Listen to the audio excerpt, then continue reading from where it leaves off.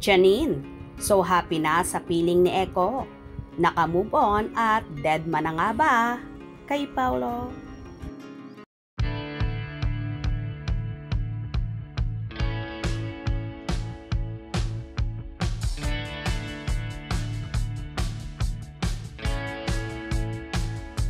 Hindi pa rin mamatay-matay ang issue.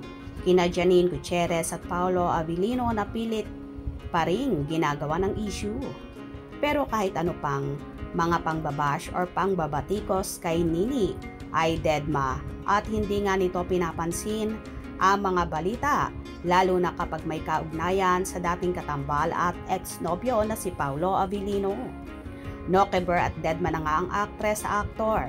At ngayon nga ay so happy na sa piling at napapabalitang kasintahan na niyang si Jericho Rosales. Kitang-kita naman sa aktres kung gaano siya kasaya, kasexy at kaganda ngayon kumpara noong sila pa ni Paulo.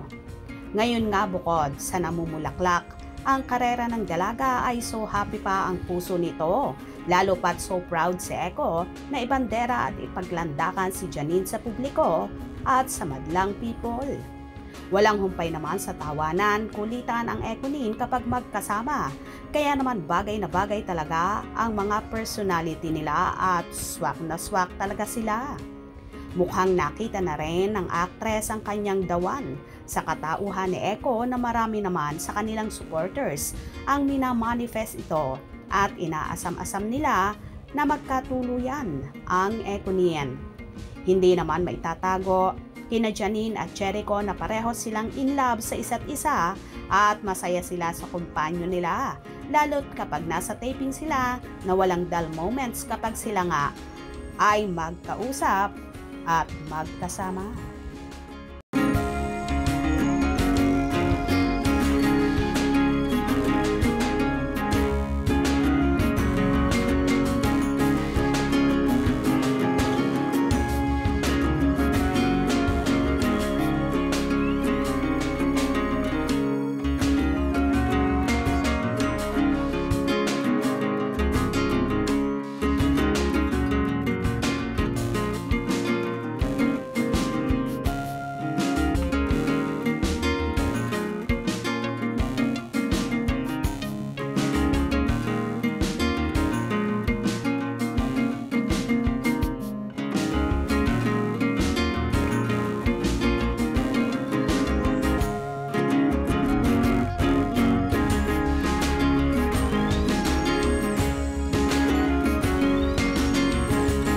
Hinala naman ng iba ay tila raw nasungkit na ng aktor ang matamis na oo ng dalaga, kaya naman kitang-kita sa mga mata ni Echo na palaging masaya at kumuputik-putitap ang kanyang mga mata.